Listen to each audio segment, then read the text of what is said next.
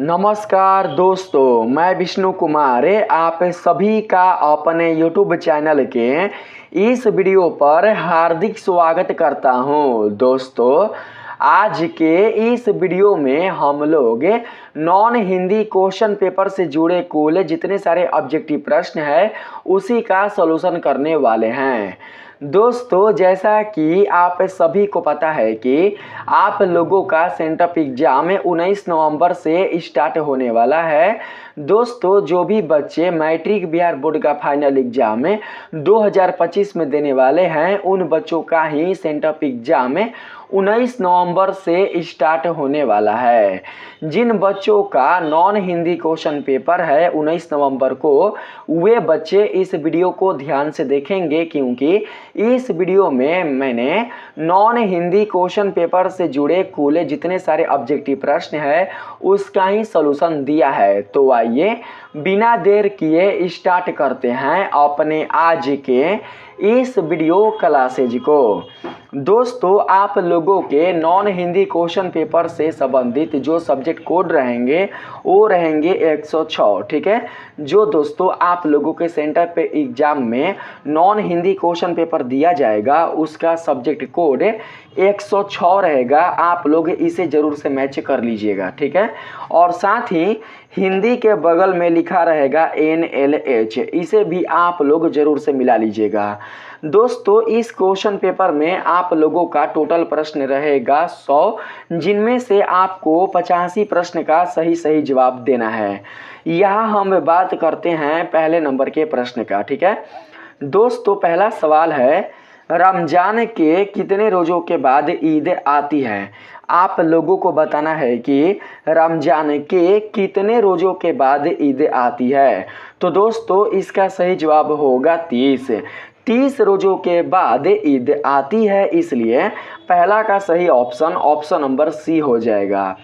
2 number सवाल है, लेखक राम वृक्ष बेनापुरी द्वारा रचित शीर्षक पाठ निम्न में से कौन है? दोस्तों, आप लोगों को उस शीर्षक पाठ का नाम बताना है जिनकी रचना लेखक राम वृक्ष बेनापुरी ने किया है। ठीक है दोस्तों, आपके सामने ऑप्शन दिखाई दे रहा होगा, आप लोग बताएं कि इनमें से जो सही ऑप्शन होगा वो कौन होगा। तो दोस्तों, इनमें से जो सही ऑप्शन होगा वो होगा बाल गोविंद भगत, इसलिए 2 का सही आंसर ऑप्शन नंबर डी हो जाएगा। 3 नंबर सवाल है यहाँ पर, दीनबंधु निराला शीर्षक पाठ साहित्य की कौन विधा है? आपको दोस्तों विधा बताना है। ठीक है, दीनबंधु निराला शीर्षक पाठ साहित्य की कौन विधा है, यही आपको बताना है। 3 का जो सही जवाब होगा वो होगा निबंध है, इसलिए हम लोग ऑप्शन नंबर ए को सेलेक्ट कर लेंगे। यहाँ पर 4 नंबर सवाल में कहा जा रहा है, दोस्तों रांची से हुंडरू कितनी मील दूर है? रांची से हुंडरू कितनी मील दूर है? तो दोस्तों 4 का सही आंसर होगा 27 मील, जो कि पहले से ही लगा हुआ है। ऑप्शन नंबर बी हम सेलेक्ट कर लेंगे। 5 नंबर सवाल में कहा जा रहा है, हुंडरू का जलप्रपात शीर्षक पाठ में रांची से चलने वाले मुसाफिर को हुंडरू का झरना पहुंचने तक क्या मिलते हैं? दोस्तों, हुंडरू का जलप्रपात शीर्षक पाठ में रांची से चलने वाले मुसाफिरों को हुंडरू का झरना पहुंचने तक जानते हैं सुंदर बाग मिलते हैं, इसलिए 5 का सही जवाब ऑप्शन नंबर बी होगा। 6 नंबर सवाल है हमारे पास, गोदी में पियवा चमक उठे सखिया च्यों उठना, यह संगीत कौन गा रहा है? दोस्तों, जो भी इस संगीत को गा रहा है उसका नाम आप लोगों को बताना है। तो दोस्तों 6 का जो सही आंसर होगा वो होगा बाल गोविंद भगत। इस संगीत को बाल गोविंद भगत गा रहे हैं, इसलिए सही आंसर ऑप्शन नंबर डी होगा। 7 नंबर सवाल में कहा गया है, हुंडरू का झरना के एक ओर का जंगल रांची में है और दूसरी ओर का कहाँ है, यही आपको बताना है। तो दोस्तों, दूसरी ओर का जानते हैं कहाँ है? दूसरी ओर का है हजारीबाग में, इसलिए 7 का सही आंसर ऑप्शन नंबर ए होगा। 8 नंबर सवाल में पूछा जा रहा है, नर की अरु नल नीर की गति एक करी जोएं। यह पंक्ति किस कविता की है? यह पंक्ति जिस कविता की होगी उस कविता का नाम आप लोगों को बताना है। तो दोस्तों 8 का जो सही आंसर होगा वो होगा बिहारी के दोहे। इसलिए हम लोग ऑप्शन नंबर बी को सेलेक्ट कर लेंगे। 9 नंबर सवाल में कहा जा रहा है, ईदगाह शीर्षक पाठ में हामिद की दादी का क्या नाम था? दोस्तों ईदगाह शीर्षक पाठ में हामिद की दादी का नाम था अमीना, इसलिए सही ऑप्शन नंबर सी हो जाएगा। 10 नंबर सवाल में कहा गया यहाँ पर, ईर्ष्या तू ना गई मेरे मन से शीर्षक पाठ में निंदा की माँ है। निंदा की माँ कौन है? तो दोस्तों ईर्ष्या है, ईर्ष्या, ठीक है। इसलिए सही जवाब है ऑप्शन नंबर डी होगा। यहाँ पर 11 नंबर सवाल है, ईर्ष्या से बचने का उपाय क्या है? ईर्ष्या से बचने का उपाय मानसिक अनुशासन है, इसलिए 11 का सही आंसर है ऑप्शन नंबर ए होगा। 12 नंबर सवाल है हमारे पास, विक्रमशिला विश्वविद्यालय के प्रांगण में कितने महाविद्यालय थे? आप लोगों को उन महाविद्यालयों की संख्या बतानी है। तो दोस्तों इसका सही जवाब होगा 6 महाविद्यालय थे विक्रमशिला विश्वविद्यालय के प्रांगण में, इसलिए ऑप्शन नंबर बी को सिलेक्ट कर लेंगे। 13 नंबर सवाल में कहा जा रहा है, दीदी की डायरी शीर्षक पाठ में दीदी की किस सहेली की शादी होने वाली है? आप लोगों को उस सहेली का नाम बताना है, ठीक है। तो दोस्तों यहाँ पर 13 का सही जवाब होगा नीलू। नीलू की शादी होने वाली है, इसलिए सही ऑप्शन नंबर सी होगा। 14 नंबर सवाल में पूछा जा रहा है यहाँ पर, दादी की डायरी शीर्षक पाठ में कक्षा में चुपचाप कौन बैठी रहती है? आप लोगों को उस पात्र का नाम बताना है जो कक्षा में चुपचाप बैठी रहती थी। तो दोस्तों 14 का जो सही आंसर होगा वो हो जाएगा ऑप्शन नंबर डी यानी कि मंजू। 15 नंबर सवाल में पूछा जा रहा है, बाल मजदूरी की समस्या का वर्णन किस शीर्षक पाठ में किया गया है? आप लोगों को उस शीर्षक पाठ का नाम बताना है। तो दोस्तों 15 का सही जवाब होगा खेमा में किया गया है, इसलिए सही आंसर है ऑप्शन नंबर ए होगा। 16 नंबर सवाल में पूछा जा रहा है, बिहार की बेटियों की असाधारण विशेषताओं का उद्घाटन किस शीर्षक पाठ में किया गया है? आप लोगों को उस शीर्षक पाठ का नाम बताना है। 16 का सही आंसर होगा दोस्तों हौसले की उड़ान, इसलिए ऑप्शन नंबर बी को हम सेलेक्ट कर लेंगे। 17 नंबर सवाल है हमारे पास, वैद्य जी किस सवारी पर तशरीफ लाएं? आप लोगों को उस सवारी का नाम बताना है जिस पर वैद्य जी तशरीफ लाए थे। 17 का सही आंसर होगा दोस्तों ऑप्शन नंबर सी, पालकी पर तशरीफ लाए थे, इसलिए सही आंसर ऑप्शन नंबर सी हो जाएगा। 18 नंबर सवाल में पूछा जा रहा है, गुड़िया किस जिले की रहने वाली है? गुड़िया किस जिले की रहने वाली है? तो दोस्तों गुड़िया रोहतास जिले की रहने वाली है, इसलिए सही आंसर ऑप्शन नंबर डी होगा। 19 नंबर सवाल में पूछा जा रहा है, 12 पुरिया आध पाव मलाई खाने के बाद लेखक बेढा बनारसी ने क्या खाया? आप लोगों को दोस्तों यही बताना है। तो दोस्तों इसका सही आंसर हो जाएगा 6 रसगुल्ले।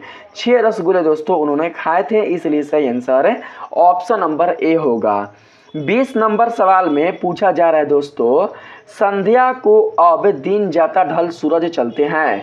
यहाँ तक फिर आगे दोस्तों कहा जा रहा है, आस्था चल कर में समेट किरणें उज्जवल। यह पंक्ति किसके द्वारा लिखी गई है? दोस्तों यह जो पंक्ति है, संध्या को अब दिन जाता ढल सूरज चलते हैं, आस्था चल कर में समेट किरणें उज्जवल, यह पंक्ति किसके द्वारा लिखी गई है? तो दोस्तों यह पंक्ति लिखी गई है गोपाल सिंह नेपाली द्वारा, इसलिए ऑप्शन नंबर बी को सेलेक्ट कर लेंगे। यहाँ पर 21 नंबर सवाल है दोस्तों, बाल गोविंद भगत की संगीत साधना का चरम उत्कर्ष किस दिन देखा गया? तो दोस्तों 21 का जो सही आंसर होगा वो होगा जिस दिन उनका बेटा मरा, ठीक है, इसलिए ऑप्शन नंबर सी 21 का राइट आंसर होगा। 22 नंबर सवाल है हमारे पास, सब जगह सब काल में कौन फूले फले मिलते हैं, यही आपको बताना है। तो दोस्तों 22 का जो सही आंसर होगा वो होगा करमवीर। करमवीर ही फले फूले मिलते हैं, इसलिए यहाँ पर हम लोग सही ऑप्शन नंबर डी को सेलेक्ट कर लेंगे। 23 नंबर सवाल में पूछा जा रहा है विभव शब्द का क्या अर्थ है। दोस्तों विभव शब्द का अर्थ ऐश्वर्य होता है, इसलिए सही आंसर ऑप्शन नंबर ए होगा। 24 नंबर सवाल में पूछा जा रहा है किसके बगैर व्यक्ति बड़ा नहीं होता। दोस्तों गुण के बगैर व्यक्ति बिल्कुल भी बड़ा नहीं होता, इसलिए सही आंसर ऑप्शन नंबर बी होगा। 25 नंबर सवाल में पूछा जा रहा है इच्छा पूर्ति करने वाला काल्पनिक पेड़ कहलाता है। इच्छा पूर्ति करने वाला काल्पनिक पेड़ क्या कहलाता है। तो दोस्तों 25 का जो सही आंसर होगा वो हो जाएगा ऑप्शन नंबर सी, कल्पतरु। कल्पतरु कहलाता है, ठीक है। 26 नंबर सवाल है हमारे पास खुशबू रचते हैं हाथ शीर्षक कविता में किस लघु उद्योग का जिक्र है। तो दोस्तों 26 का सही आंसर हो जाएगा अगरबत्ती, यानी कि अगरबत्ती बनाने का दोस्तों जिक्र है, इसलिए सही आंसर ऑप्शन नंबर डी हो जाएगा। यहाँ पर 30 नंबर सवाल में कहा गया है दोस्तों 27, 28, 29 जो प्रश्न है वो छूट चुका है, वो बिल्कुल भी दोस्तों मैंने इस प्रश्न पत्र में नहीं ले पाया है, इसलिए आप लोग 27, 28, 29 का जवाब अपने से दे दीजिएगा, ठीक है, मिला जुला कर। 30 का दोस्तों जवाब मैं आप लोगों को बताता हूँ। 30 नंबर सवाल है दीदी की डायरी शीर्षक पाठ में किसके अभिनय को सभी ने सराहा। तो दोस्तों यहाँ पर 30 का सही आंसर हो जाएगा दीदी का, यानी कि ऑप्शन नंबर डी 30 का सही आंसर होगा। 31 नंबर सवाल है विक्रमशिला विश्वविद्यालय का आविर्भाव किस राजा के संरक्षण में हुआ, आप लोगों को उस राजा का नाम बताना है। तो दोस्तों यहाँ पर 31 का सही जवाब होगा राजा विक्रमजीत के। दोस्तों इन्हीं के नाम पर इस विश्वविद्यालय का नाम पड़ा था विक्रमशिला, इसलिए हम लोग ऑप्शन नंबर बी को सेलेक्ट कर लेंगे। 32 नंबर सवाल में पूछा जा रहा है विक्रमशिला, यहाँ पर है विक्रमशिला विश्वविद्यालय किस सदी तक पूर्वी एशिया का उत्कृष्ट शिक्षा केंद्र बन चुका था। तो दोस्तों यहाँ पर 32 का सही जवाब होगा 10वीं 11वीं सदी तक, इसलिए सही आंसर ऑप्शन नंबर बी को सेलेक्ट कर लेंगे। 33 नंबर सवाल में पूछा जा रहा है ईर्ष्या का संबंध किससे होता है। दोस्तों ईर्ष्या का संबंध प्रतिद्वंदियों से होता है, इसलिए 33 का सही आंसर ऑप्शन नंबर सी होगा। 34 नंबर सवाल है हमारे पास खेमा शीर्षक पाठ में जलते पैरों पर पानी गिरने से किसे क्षणिक तसल्ली मिलती थी, यही आपको बताना है। तो दोस्तों यहाँ पर 34 का राइट आंसर होगा खेमा।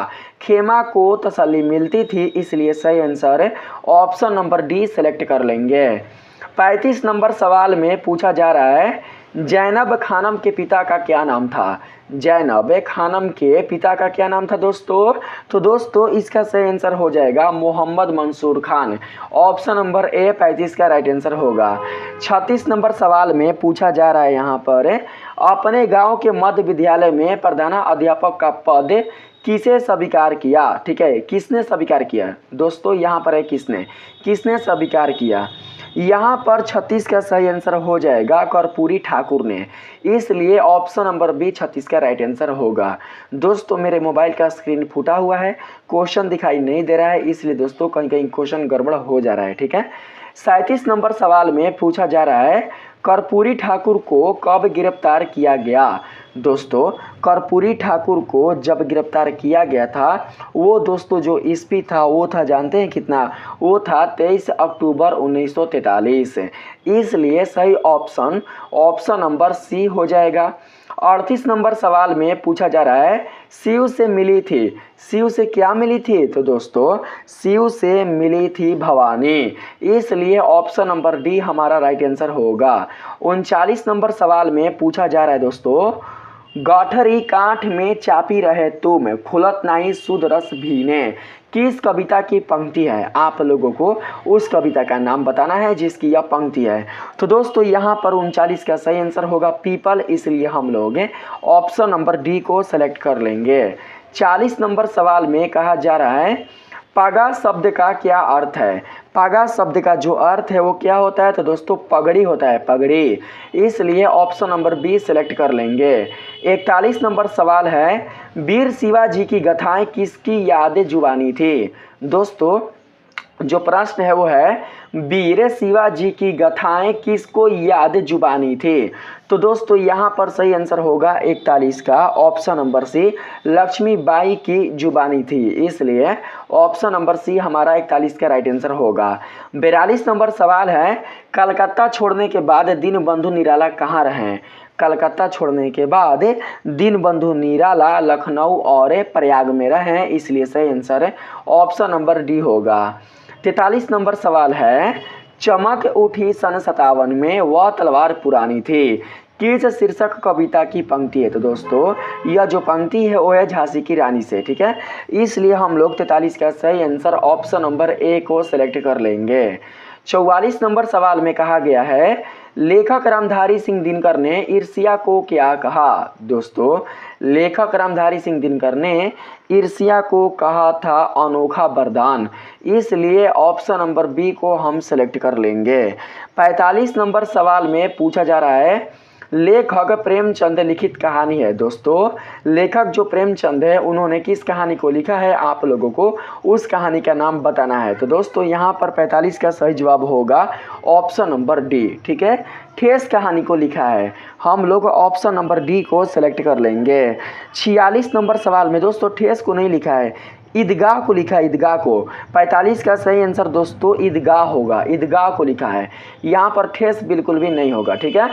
46 नंबर सवाल है, नेपोलियन भी स्पर्धा करता था। नेपोलियन जो था वो स्पर्धा किससे करता था। तो दोस्तों यहाँ पर 46 का सही आंसर हो जाएगा सीजर से, किससे, सीजर से, ऑप्शन नंबर डी हमारा राइट आंसर होगा। 47 नंबर सवाल है यहाँ पर, पराधीन शब्द का क्या अर्थ है। पराधीन शब्द का क्या अर्थ होता है। तो दोस्तों दूसरों के अधीन रहना ही पराधीन होता है, इसलिए 47 का सही आंसर ऑप्शन नंबर ए हो जाएगा। 48 नंबर सवाल है यहाँ पर, कवि शंकर शैलेंद्र कहते हैं कि जिस प्रकार धरती के गर्भ में ही आग तथा भूकंप छिपा होता है, उसी प्रकार हमारे दिल में भी भूख धधक रही है। भूख धधक रही है किसके लिए। तो दोस्तों यही आपको बताना है। तो दोस्तों स्वराज्य के लिए, अपने राज्य के लिए, ठीक है। तो यहाँ पर हम ऑप्शन नंबर बी को सेलेक्ट कर लेंगे। 49 नंबर सवाल है, जो कि हंस हंस के चबा लेते हैं लोहे का चना, है कठिन कुछ भी नहीं जिनके है जी में यह ठना। यह पंक्ति किस शीर्षक कविता की है, आप लोगों को उस शीर्षक कविता का नाम बताना है। तो दोस्तों यहाँ पर 49 का सही आंसर हो जाएगा करमवीर। करमवीर शीर्षक कविता से दोस्तों यह पंक्ति लिया गया है, इसलिए सही ऑप्शन ऑप्शन नंबर सी होगा।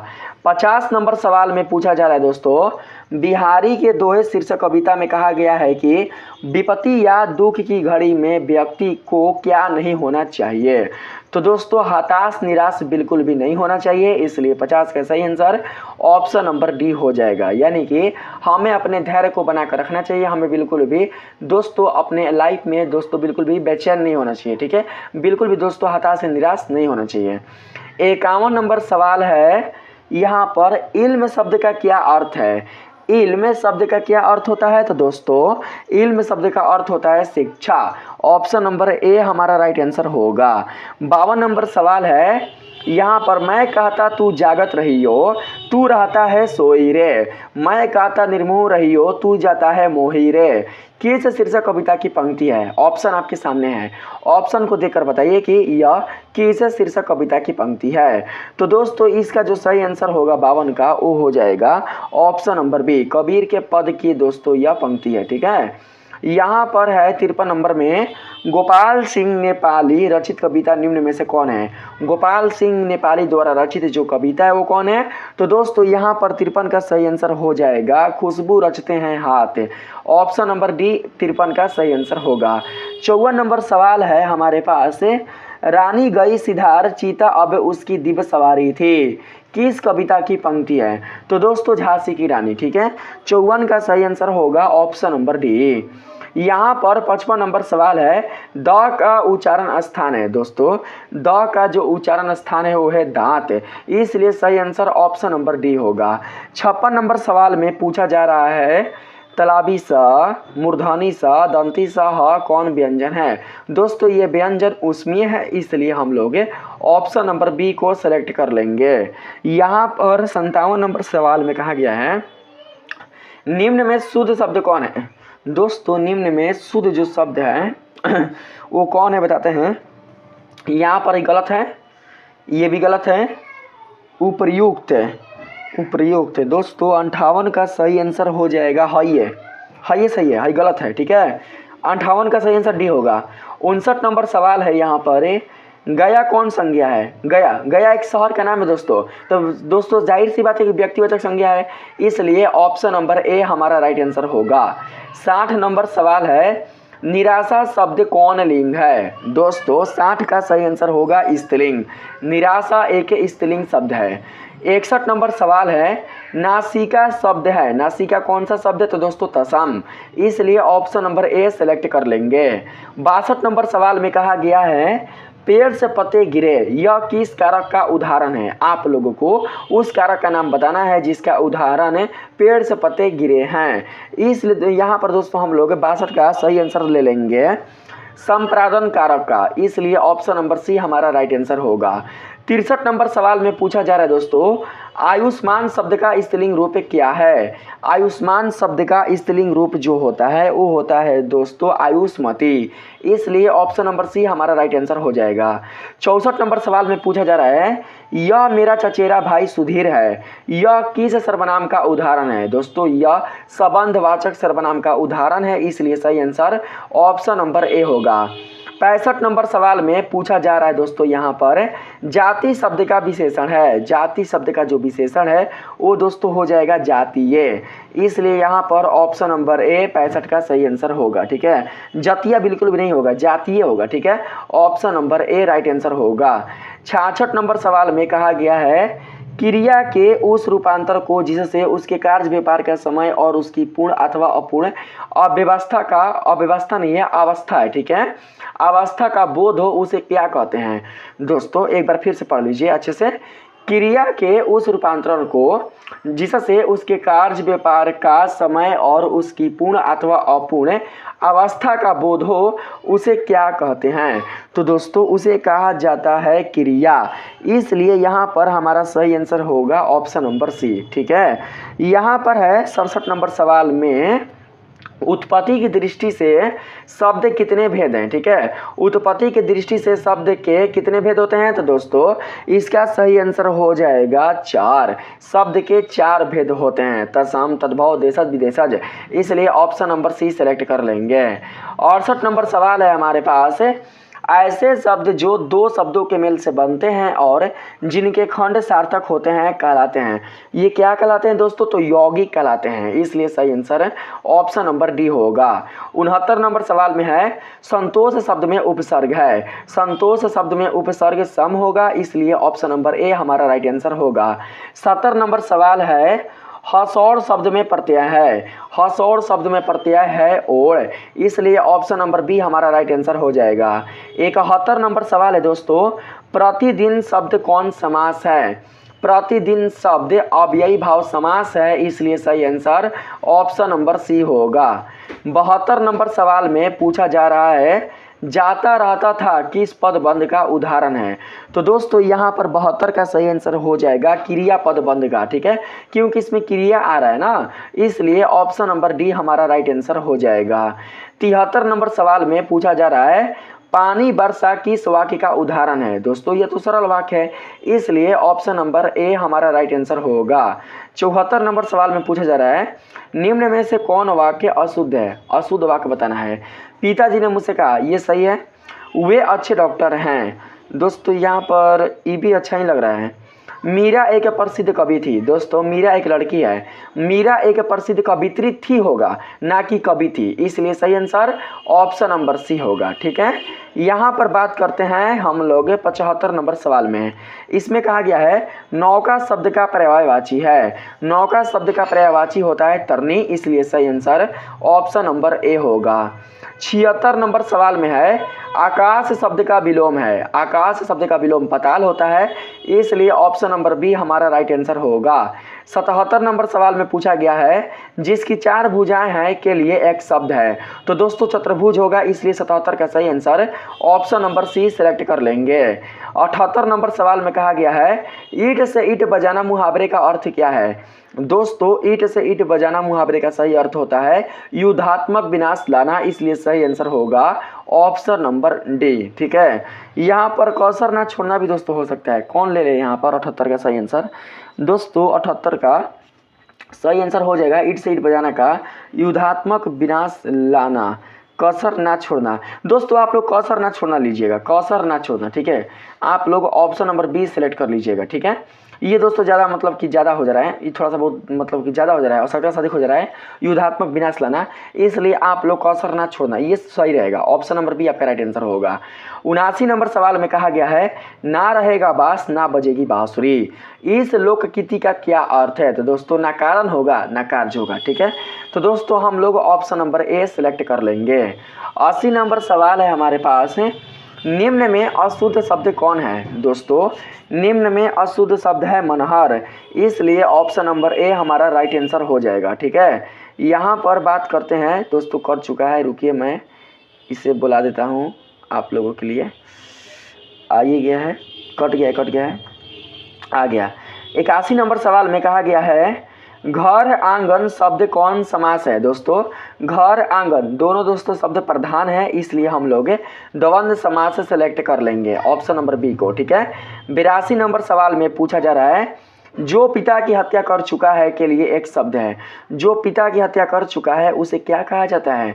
तो दोस्तों उसे कहा जाता है हत्यारा, इसलिए यहाँ पर हम लोग हत्यारा दोस्तों तो कोई भी हो जाएगा, हत्यारा नहीं होगा। 82 का सही आंसर हत्यारा नहीं होगा। दोस्तों पूछा जा रहा है जो पिता की हत्या कर चुका है ना, तो यहाँ पर हो जाएगा पितृहंता, ऑप्शन नंबर सी पितृहंता होगा। यहाँ पर 83 नंबर सवाल है ड का उच्चारण स्थान क्या है। ठीक है, तो दोस्तों यहाँ पर 83 का सही आंसर हो जाएगा ड का उच्चारण स्थान मूर्धा, यहाँ पर मूर्धा होगा। यहाँ पर ड नहीं है, अंगा है, अंगा है, बिंदु है ना, यहाँ पर बिंदु है ना, तो हाँ दोस्तों यहाँ पर अंगा है, अंगा है तो यहाँ पर कंठ होगा। ठीक है, कंठ होगा, आप लोग कंठ को ले लीजिएगा। 83 का सही आंसर ऑप्शन नंबर डी हो जाएगा। यहाँ पर 84 नंबर सवाल में कहा गया है दोस्तों जिनके उच्चारण में पूर्व से अल्प मात्रा में श्वास निकले और जिनमें हकार जैसी ध्वनि नहीं होती उन्हें क्या कहते हैं। तो दोस्तों यहाँ पर 84 का सही आंसर अल्प प्राण व्यंजन होगा, इसलिए सही आंसर है ऑप्शन नंबर ए को सेलेक्ट कर लेंगे। 85 नंबर सवाल में पूछा जा रहा है देवेश शब्द का संधि विच्छेद है। देवेश शब्द का संधि विच्छेद क्या होता है दोस्तों। तो देवेश शब्द का जो संधि विच्छेद होता है वो होता है Devdhan S, option number B हमारा राइट आंसर होगा। यहाँ पर 86 नंबर सवाल में है कुर्सी शब्द कौन सी संज्ञा है। कुर्सी शब्द एक व्यक्तिवाचक संज्ञा है, इसलिए ऑप्शन नंबर बी हमारा सही आंसर होगा। 87 नंबर सवाल में कहा गया है अक्षर शब्द कौन लिंग है। अक्षर शब्द कौन लिंग है दोस्तों। तो 87 का सही आंसर हो जाएगा यहाँ पर पुल्लिंग, इसलिए हम लोग ऑप्शन नंबर ए को सिलेक्ट कर लेंगे। पुल्लिंग नहीं होगा, स्त्रीलिंग होगा, स्त्रीलिंग होगा। अक्षर दोस्तों स्त्रीलिंग होगा ना, अक्षर सुंदर होती है दोस्तों, स्त्रीलिंग होगा। 87 का सही आंसर ऑप्शन नंबर बी होगा। यहाँ पर है 88 नंबर सवाल में तनुज शब्द का स्त्रीलिंग रूप क्या है। तनुज शब्द का जो स्त्रीलिंग रूप है वह तनुज है, इसलिए यहाँ पर ऑप्शन नंबर ए को सिलेक्ट कर लेंगे।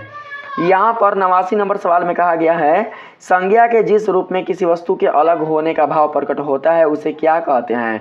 तो दोस्तों उसे कहा जाता है यहाँ पर संबंध कारक नहीं, संबंध कारक नहीं होगा।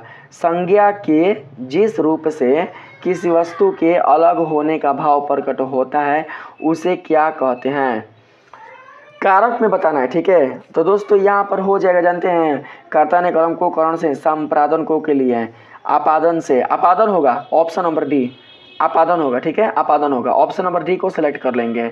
यहाँ पर 90 नंबर सवाल है थोड़ा दूध किस विशेषण का उदाहरण है। तो दोस्तों परिमाणवाचक विशेषण का उदाहरण है, इसलिए सही आंसर ऑप्शन नंबर ए होगा। ठीक है, यहाँ पर है 91 नंबर सवाल में क्रिया का मूल क्या है? क्रिया का मूल धातु है, इसलिए सही आंसर ऑप्शन नंबर बी हो जाएगा। 92 नंबर सवाल में पूछा जा रहा है गाय दूध देती है, किस काल का उदाहरण है? तो दोस्तों गाय दूध देती है वर्तमान काल का उदाहरण है, ऑप्शन नंबर ए हमारा राइट आंसर होगा। यहाँ पर 93 नंबर सवाल है खीर शब्द है, खीर किसका शब्द है? तो दोस्तों यहाँ पर खीर जो होगा वो हो जाएगा दोस्तों देशज, खीर लोटा सब देशज हो जाएगा, ऑप्शन नंबर सी सिलेक्ट कर लेंगे। 94 नंबर सवाल में पूछा जा रहा है विमुख शब्द में उपसर्ग है, विमुख शब्द में उपसर्ग बी है, इसलिए सही आंसर ऑप्शन नंबर सी होगा। 95 नंबर सवाल में पूछा जा रहा है यहाँ पर कर्मठ शब्द में प्रत्यय है, कर्मठ शब्द में प्रत्यय कौन है? तो दोस्तों ठ है, ठ, इसलिए यहाँ पर ऑप्शन नंबर डी हमारा 95 का सही आंसर होगा। 96 नंबर सवाल में कहा गया है चरण कमल शब्द कौन समास है? चरण कमल शब्द जो समास है वो है कर्मधारय, इसलिए ऑप्शन नंबर ए हमारा राइट आंसर होगा। 97 नंबर सवाल में कहा गया है महेश नदी में डूब गया, किस पदबंध का उदाहरण है? तो दोस्तों यहाँ पर 97 का सही आंसर होगा क्रिया पदबंध, ठीक है, क्रिया पदबंध का उदाहरण है। 98 नंबर सवाल में है नूतन शब्द का विलोम है, नूतन शब्द का विलोम पुरातन होता है, इसलिए सही आंसर ऑप्शन नंबर सी होगा। 99 नंबर सवाल में कहा गया है पक्षी शब्द का प्रवाची है, पक्षी शब्द का प्रवाची विहग होता है, इसलिए ऑप्शन नंबर बी हमारा सही आंसर होगा। यहाँ पर 100 नंबर सवाल है गीला शब्द का विलोम है, गीला शब्द का विलोम क्या होता है? दोस्तों सूखा होता है, इसलिए ऑप्शन नंबर बी हमारा राइट आंसर हो जाएगा। तो दोस्तों आपके नॉन हिंदी क्वेश्चन पेपर से जुड़े कुल जितने सारे ऑब्जेक्टिव प्रश्न थे उनका सॉल्यूशन मैंने आप लोगों को इस वीडियो के माध्यम से दे दिया है। दोस्तों मेरे वीडियो पर बिल्कुल भी लाइक नहीं आते हैं, अगर आप लोग मेरे वीडियो को लाइक नहीं कीजिएगा तो दोस्तों मुझे बिल्कुल भी वीडियो बनाने में अच्छा नहीं लगेगा।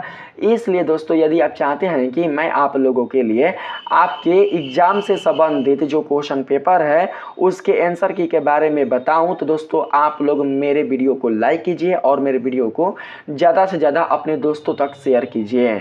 अगर दोस्तों आप लोग मेरे चैनल पर नए हो तो आप लोग मेरे इस चैनल को ज़रूर से सब्सक्राइब कर लीजिएगा। मिलते हैं फिर से एक नए वीडियो के साथ, तब तक के लिए धन्यवाद।